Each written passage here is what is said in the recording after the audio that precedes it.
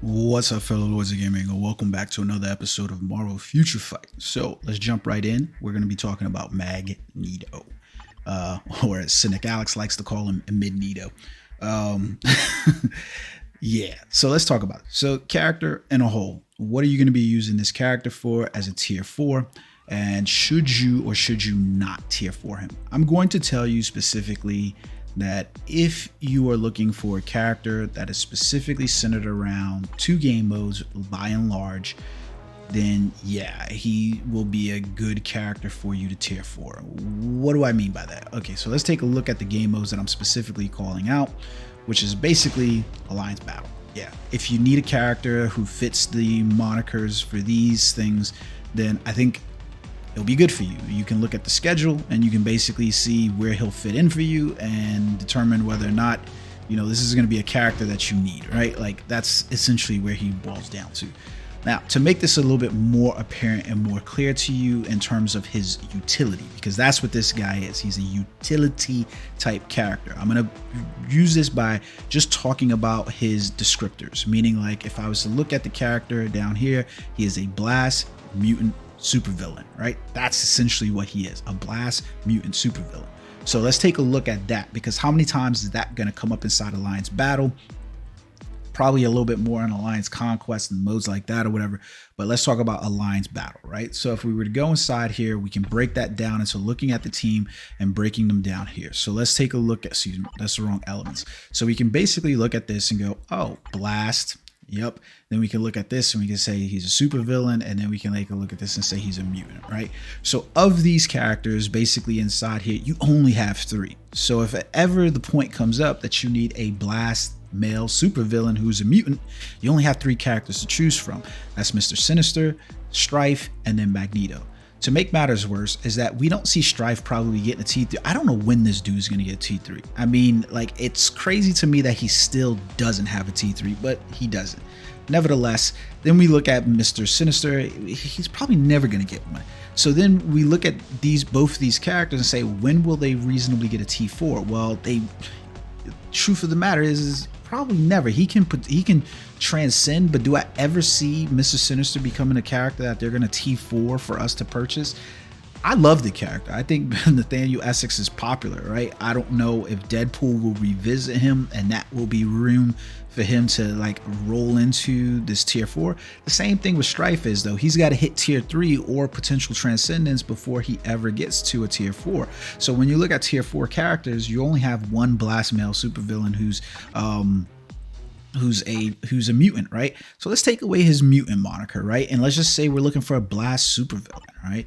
Because that is that's a lot more, available in terms of Alliance Conquest and things like that. So we just look at Alliance blast supervillains and we say, okay, these are all the blast supervillains in the game. So when we look at this tree, we still have to account for Mr. Sinister and Strafe, but then we add in Mephisto,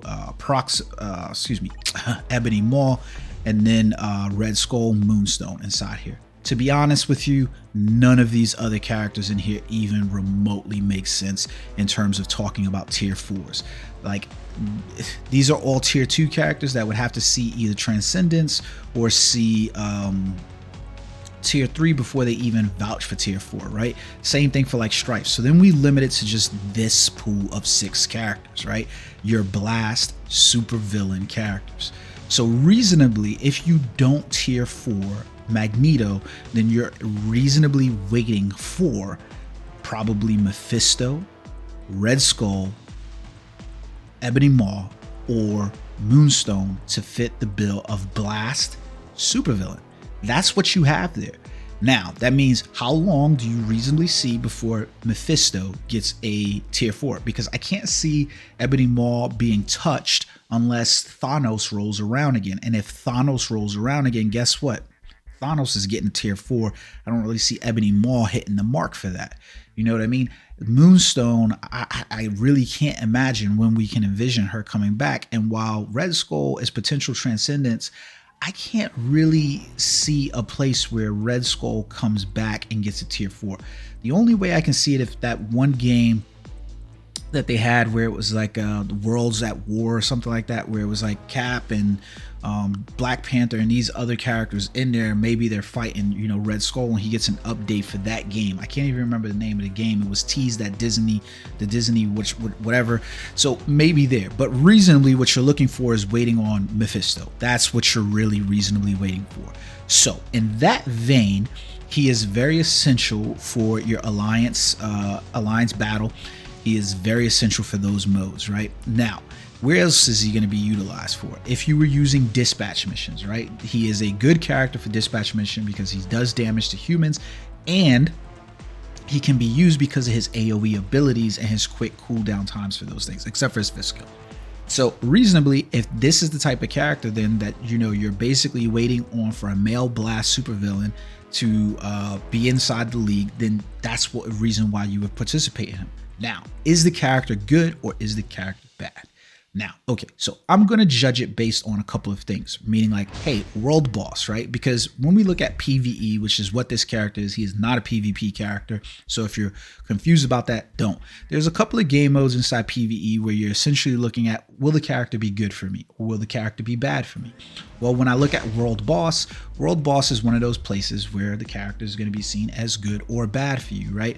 And it's going to basically be determined by how far you are trying to push into world boss. Like for instance, if you were Cynic Alex, Beast Mode Gaming, Forgo Nation, or some of the, you know, the streamers that are pushing hard into world boss content, character's not going to look so great for you at those upper echelons of the spectrum. Like I believe like Cynic Alex and Beast Mode both, I love their videos. They both did like level 39 with the character, maybe like struggled to complete level 50 with the character. So in that regard, he's a little bit mid tier, right? So that's where I'm looking at him overall, right? So then I look at other areas where I would actually play this character. So some of the, outside of world boss, it would probably be game modes like giant boss raid. Is he going to be good inside there? I've used him at level 70 to some level of efficacy, but like to be honest with you, there's better options other than using Magneto. So I don't really look at Magneto as a giant boss raid clear, because is he going to be better than any of the other characters I'm using on a day-to-day basis, whether it's Thor, whether it's Black Bolt? To be honest with you, I have more fun time using Hulk than using Magneto for that. So I'll use Doctor Strange before I use Magneto. That's just the way I look at it. So I don't really look at him as like cream of the crop clear for Giant Boss Raid. He's not one of the characters that I'm like, yeah, I got to play this character inside Giant Boss Raid to get some use out of him every day. That's just where I'm looking at it. So basically you're looking at him inside these game modes right here, Alliance. That's what you're looking at, right? Because it's not really like he's the ultimate bombs knees inside Giant Boss Raid. I'll probably use freaking blast characters. I'll use freaking Iron Man before I use him, right? That's essentially what you're looking at it, right? The other place where you could conceivably see using him is probably in the area like dispatch mission in order to meet some of the clear requirements there. I think like there's a clear requirement for mutants inside one of these that I still haven't cleared quite yet. This is speed types. I can't remember which one it was, but I know there's a clear inside here where you legitimately need. Why is this one not all completed? Oh, I guess I haven't dispatched everybody for that one. But I know there was like a clear requirement in here for like mutants, I think it was. Yeah, here it goes. So clear with 3 mutant characters, right? So he'll be good for you to clear these dispatch missions inside there. So you're using him for a one-off, because after that, you know, you don't really need to, right? So that's essentially what you're looking at, right? Now, when we talk about the mainstay is that will you use him inside World Boss, right? Because World Boss, he's kind of weak inside there.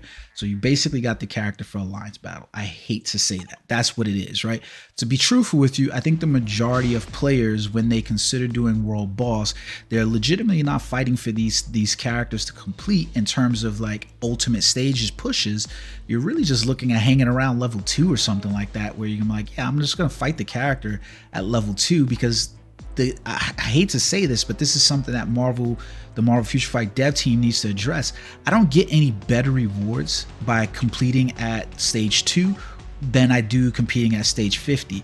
Now, take into account that I am saying, yes, that, you know, we do have this new revamped system and there are like rewards that you get every 5 levels inside of the bosses. you know, but overall what I mean to say is that, like, you know, the rewards that I get for a day-to-day basis, these rewards are no better at stage 2 than they are at stage 50. The amount that I'm getting here for, like, you know, my Conqueror level is no better at stage 2 than it is at 50. That's just the truth of the matter. So I would take that into consideration. Now, when we talk about the character's uniform overall, because I think that's the perspective that we're really looking at, we got to pay attention to some of his skills and how they play across. Now, in my opinion, he plays a lot like how you would expect, like, Thor to play, right? Let me explain what I mean by that. All right, so let's take a look at his skills, right? So basically, the good thing about Magneto is that he has a Doctor Strange-esh like rotation, meaning that you can cancel out of a lot of his skills immediately. So one, there's no protection inside of here at all. You see there's no iframes. Two, we do get iframes throughout the skills, so it's a pretty good skill. But the bad part about both of these skills, there's nothing on them. So like if you look, it's just fracture and paralysis. These are the alliance battle type skills, right? Same thing for 1. So when we get to 3, this is where we first start to see some skills on here, but again, they're just alliance battle type skills. When we get into 4, we still see the same thing. He gets invincibility on his 4th skill, but notice there's not a whole lot on it. There's no buffs. The only place where you actually see buffs to actually his damage and skills is on his tier 4, which is, you know, going to give you, I think, a 60% buff. Yeah, so it's increasing all attack by 60%. And then you can see over here on his tier 3, I believe this is an additional 60% buff. But his accumulation for where he's generating the majority of his skills is going to be on his 5th. So his 5th skill right here is where you see all of the accumulation happen. That's essentially it. Now, the good part about this means that you can run into a lot of rotations because, like I said, it's kind of like Doctor Strange. Just smash them all, right? Which makes him more beneficial for a rage than anything else, right? Now, you could obviously do an energy proc on him as well, but I think you're going to be playing around and running a gamut of those. So basically, essentially, there's no point in casting these skills. You could go 2, 3, 4, and then 5 into that skill when the skill's off cooldown, and you can play this out for that. Now, the amount of time that you're going to be doing that is going to be questionable because the 5th skill does have a little bit of a delay on it because it does have a 20-second cooldown. So you literally just canceling out of skills inside here, 3, 4, 5, and then when 5 is up, you can roll into 6. And this is the good part, is that it's just literally just madness nightmare. You know what I mean? Like, I can just go there. We can literally go, so 1, 2, 3, 4, 7, 6, and then into 5, or 5 into 6. It does, like, the good part is it doesn't make a difference. It's just like a button smasher's dream, and you're going to generate as much damage as you possibly can because, like I said, it'd be nice if maybe there's like some frenzy or something inside one of these skills or something like that. There was some more survivability, but realistically, everything happens inside this 5th skill. Like, you can look on there, you can see the heal is there, you can see the accumulation there, so it's just like one of those weird effects, but the character just kind of looks in that area. Like, I hate to say that, but that's just the truth of the matter. So, like, overall, I think Magneto fits into this very, like, it's a weird, like, you have to almost have to tier for him, because if you want to hit those major goals inside of Alliance battle, then you need the character. But outside of anything else there, you don't need the character. That's just the truth of the matter. Do I need Magneto? No, I don't. Like, do I need a blast supervillain? Yes, I do. Would I prefer to have, like, Mephisto? Yes, I would. Would I prefer to have Strafe? Yes, I would. But the truth of the matter is that he's pretty much gets locked into, like, your only choice to use, because you're gonna have mutant days, you're gonna have blast supervillain days, and guess who's gonna be the best clear for you? Magneto. So if Alliance battle's a thing for you, then yeah, you want to use him here. Is he going to be survivable for you at higher stages of world boss with difficulty? Is he going to be good for you at stages of low level? Yeah, but every character that's tier 4 is going to be good for you at tier 2. You can clear the bosses with no problem. So that's essentially what you're staring down with the character. My suggestion would be, don't buy this uniform. because the uniform is going to be totally eclipsed at some point, and I wouldn't even level up Magneto either in terms of getting him to tier 4 unless you really want those rewards and really need those rewards on a weekly basis or whatever to get him.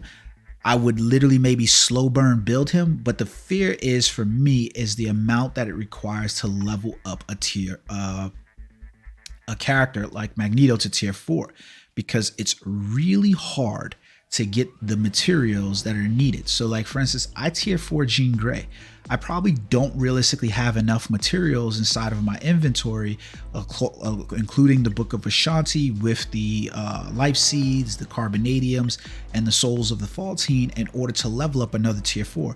So what I would hate to have happen is January rolls around and we get the introduction of a speed tier 4 in Deadpool or Spider-Man or somebody like that, and then I don't have the materials because I use them to level up Magneto. And while Magneto is one of my favorite characters in terms of like, you know, overall Marvel Universe, this is going to have to be like a slow level process for me for him. I just don't see the benefit of the majority of players. Look, the truth of the matter is that he's not even the best T4 within his own update, right? So inside this update, unfortunately, I have to say that if you were gonna level up a blast type character, I know that she has a universal inside here, but the better character to level up is Jean Grey. She's going to have greater usability for you across the game. She is single-handedly the best character in the game. So if you're going to play timeline battle, if you're going to play world boss, or you're going to play giant boss raid, you're going to play whatever you need, that's the character right there for you.